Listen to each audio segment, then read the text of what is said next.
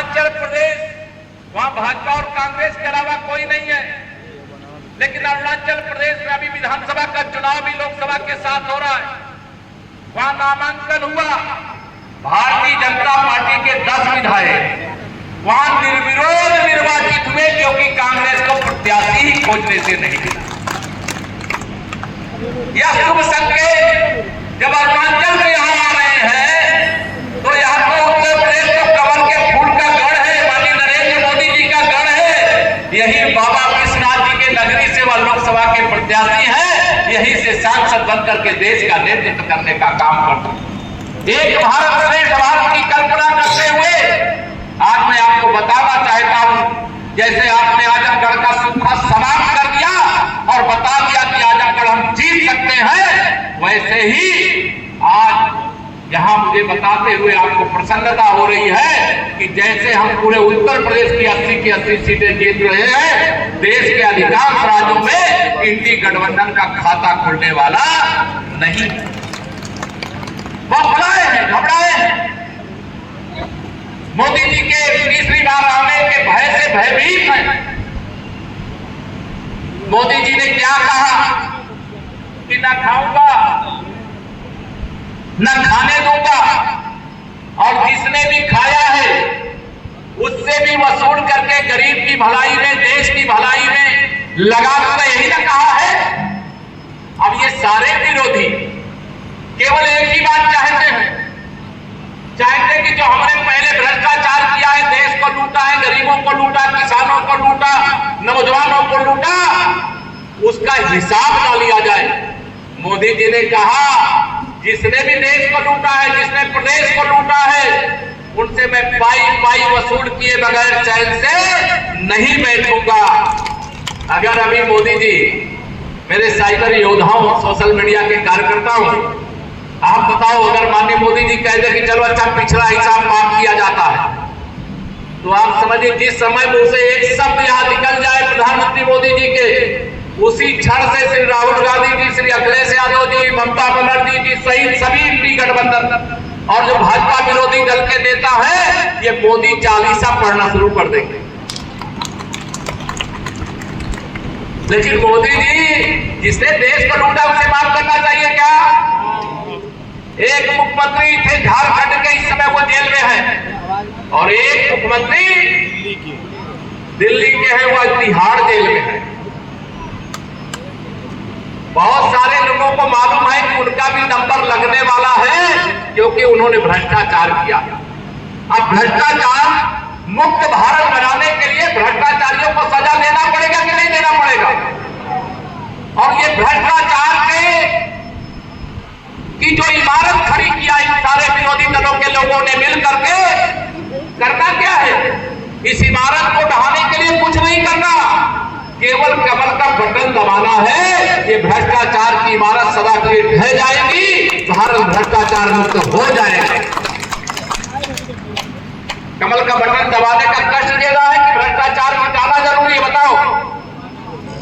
इसलिए मैं कहता हूं, घर घर में खुशहाली पहुंचे, बस इतना फर्ज निभा देना, बाकी सब मोदी कर देंगे, तुम कमल का बटन दबा देना।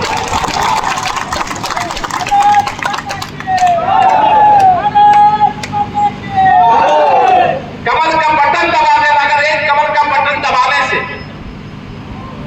एक गरीब आदमी जो झोपड़ी में जीवन बिता रहा है, उसे प्रधानमंत्री आवास मिल सकता है, तो क्या गरीब कल्याण के लिए हमें कमल का बटन नहीं दबाना चाहिए? और एक साइकिल का बटन दबाने से कोई किसी चौराहे पर कोई लाश पड़ी होगी, कोई मार करके चला जाएगा, ऐसे गुंडे और अपराधियों की पार्टी को, माफियाओं की पार्टी को क्या वोट देना चाहिए? क्या हम सबका साथ, सबका विकास की बात करते हैं, इसीलिए हम दावे के साथ कहा करते हैं कि 100 में से 60% वोट हमारा है, 40% वोटों में बंटवारा है, और बंटवारे में भी हमारा है, क्योंकि हमने सबका साथ, सबका विकास किया है, बिना भेदभाव के विकास किया है। और अगर आपसे मैं सवाल करूं, तमाम योजनाएं चल रही है, प्रधानमंत्री गरीब कल्याण अन्न योजना का राशन 80 करोड़ देशवासियों को मिल रहा है, बताइए तो हमें वोट नहीं देंगे गए लोग। मोदी जी अगर देश के गरीब को गरीब मान करके उसके जीवन को खुशहाल बनाने के लिए सरकारी खजाने का मुंह खोल दिया है, अगर आप वोट मांगने नहीं जाओगे तब तो नहीं देंगे, लेकिन अगर आप वोट मांगने जाओगे कौन क्या है ये भूल जाओ इस बात को। केवल वोट मांगने जाना कि अगर हमने सबका साथ सबका विकास किया है, फिर एक बार मोदी सरकार बनाने के लिए इस देश को विश्व में नंबर 1 का स्थान पर पहुंचाने के लिए कमल का बटन दबाना है। तो आप बताओ, आप वोट मांगने जाओगे तो मना करने के लिए वो आग से आग मिला पाएंगे क्या? जो प्रधानमंत्री आवास लाया है, पहले तो यहां हमारे जो जनप्रतिनिधि बैठे हैं, कार्यकर्ता साथी बैठे हैं, एक हैंडपंप के लिए आप सब कार्यकर्ताओं को गिड़गिड़ाना पड़ता था कि एक हैंडपंप लगवा दीजिए, लेकिन आज माननीय नरेंद्र मोदी जी तो हर घर घर से जल पहुंचा रहे हैं। पहले कोई घर में बीमार पड़ जाए तो बिना कर्जा लिए दवा हो सकती थी क्या उनकी? आज माननीय नरेंद्र मोदी जी आयुष्मान भारत योजना के कार्ड के माध्यम से कोई बीमार हो जाए तो 5 लाख रुपया तक का इलाज करा करके बिना एक पैसा खर्चा के स्वस्थ होकर के घर वापस आ जाए, जिसने इलाज कराया है। इसकी सुविधा पाए जो प्रधानमंत्री किसान सम्मान निधि की 2-2 हजार की 3 किस्त वर्ष में 6,000 पाता है। आप बताओ, जब आप उससे कहेंगे कि आपको सम्मान निधि मिलती है कि नहीं मिलती है, तो बताएगा कि मिलती है, तो कहिए आप कमर के फूल कौन दे दीजिए, तो मना करेगा क्या आपको? दोनों हाथ में बताओ, मना करेगा क्या? तो हमें आपको यह काम करना है। बहुत सारी बातें मैं कहूंगा तो बहुत देर लगे, लेकिन मेरी एक ही बात है, 2024 का यह लोकसभा का चुनाव देश को 5 साल नहीं 100 साल आगे ले जाएगा। 2024 का यह लोकसभा चुनाव तीसरी बार माननीय नरेंद्र मोदी जी को भारत का प्रधानमंत्री ही नहीं बनाएगा, बल्कि विकसित भारत की गारंटी पर मोहर लगाने का काम करेगा। 2024 का यह लोकसभा चुनाव भ्रष्टाचार मुक्त भारत बनाने का काम भी करेगा, कांग्रेस मुक्त भारत बनाने का भी काम करेगा। सपा बसपा जिन लोगों ने भ्रष्टाचार को, गुंडागर्दी को, अपराधियों को संरक्षण दिया है, इससे प्रदेश को बचाने का भी काम करेगा। आप सबको केवल क्या करना है, 2024 की लोकसभा चुनाव में अपना फर्ज निभाना, क्योंकि ऐसा नेतृत्व तो बड़े सौभाग्य से मिलता। इसमें मैं जहां भी जाता हूं ये बोला करता हूं कि विश्वास करो तुम मोदी पर, यह नवयुग का निर्माता है, ऐसा नेता इस धरती पर एक बार ही आता है। इस बात को ध्यान में रख करके मेरे कार्यकर्ता मित्र, आज भारत विश्व की महाशक्ति है, और वो महाशक्ति कैसे है? दुनिया के अनेक देशों में अनेक प्रकार के संकट भारतीयों के सामने खड़े होते हैं, लेकिन 2 देशों के बीच में युद्ध चल रहा है और भारत का नागरिक भारत माता की जय बोलते हुए तिरंगा हाथ में लेकर के भारत सम्मान से वापस आ जाए, वह किसके कारण? 56 इंच के सीने वाले माननीय नरेंद्र मोदी जी के कारण। आप सबको रूस और यूक्रेन का युद्ध याद होगा। अभी हमारे 8-9 सैनिकों को कतर में फांसी की सजा सुना दी गई वहां की अदालत के द्वारा, लेकिन वाह माननीय नरेंद्र मोदी जी आप पर गर्व होता है। 56 इंच के सीने वाला ऐसे ही नहीं कहते हैं, कतर के फांसी के फंदे से भारत के उन पूर्व 9 सैनिकों को उतार करके, छुड़ा करके भारत को वापस ला देने का काम करने वाला, उसका नाम नरेंद्र मोदी। ये से भारत का निर्माण करने वाले, जिस उत्तर प्रदेश को अराजकता का प्रदेश कहा जाता,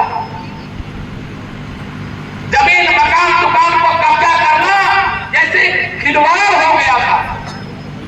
जब यूपी में सपा की सरकार थी, केंद्र तो हमारी 2014 में बन गई थी, लेकिन सपा का नारा खाली प्लाट हमारा था कि नहीं?